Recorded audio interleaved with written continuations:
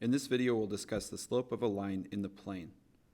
The slope is a measure of the steepness of a line in a two-dimensional coordinate system. So here's the idea behind slope. If a line goes up as you move left to right, that will be called positive slope. And if the line goes down as you move left to right, that will be called negative slope. We usually use the letter m when referring to slope. And slope is given as the ratio of the rise over the run. So what do we mean by that? The rise is going to be the change in y, and the run is going to be the change in x.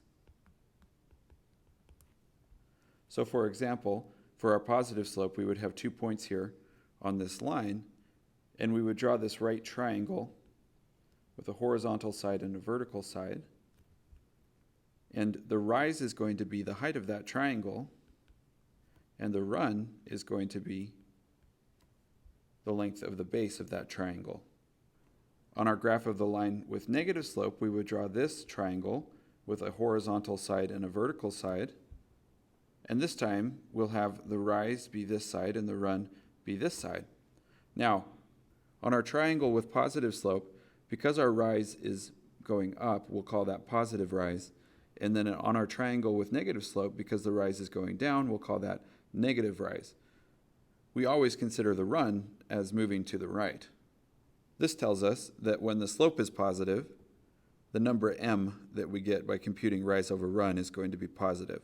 And when the slope is negative, the number m will be negative.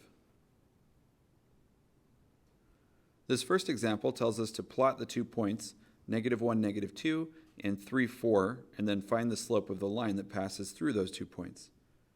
To plot the first point, -1, -2, we'll start at the origin, move left 1, and then go down 2, so we end up right here. And then to plot the second one, we're going to move to the right 3 from the origin and up 4, and that puts us about right here. Now we know that we're going to compute the slope, m, as the rise over the run. The rise is going to be how far we move up to go from the first point to the second, which is 6. And then the run is going to be how far we move to the right, and that's going to be 4. So the slope is 6/4, which we can reduce. Both of these are divisible by 2, and so this will give us 3/2. There's a way for us to compute the slope of the line through 2 points. For instance, if we have this line and we have points x1, y1, and point x2, y2,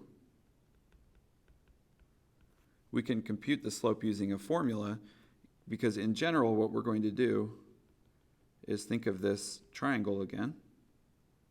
We have our side that's the rise, and we have the side that's the run. So in general we have rise over run, and we can compute the rise by taking the y2 value minus the y1 value, and we can compute the run by taking the x2 value minus the x1 value. Notice that the x2 value is always going to be to the right of the x1 value, so that's always going to be positive, just like we want. We want the run to be positive. However, if the y1 value is larger than the y2 value, then we're going to end up with a negative rise because our line is going down as we move left to right, and that's exactly what we want, because we want the negative slope to signify that negative rise. For example, if we're supposed to find the slope of the line through -1, 3, and 3, -2, we can label those 2 points.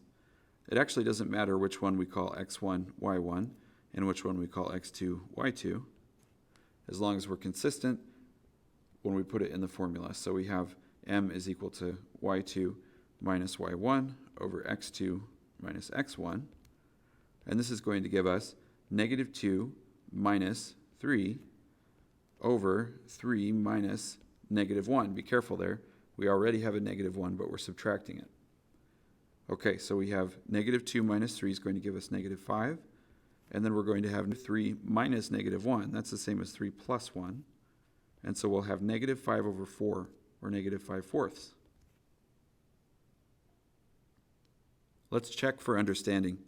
Work this one out on your own, and then come back and check your answer. For part A, let's remember that we have the slope is equal to the rise over the run.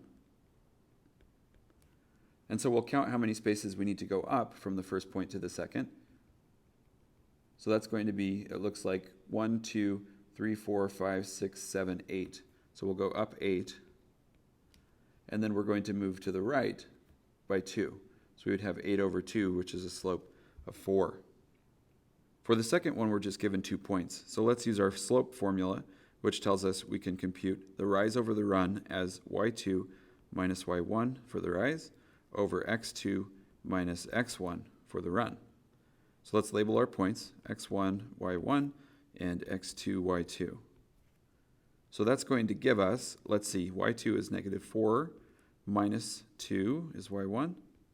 And then x2 is going to give us 7, x1 is 1. So we're going to end up with negative 4 minus 2 is negative 6 over positive 6, which will leave us with a slope of negative 1.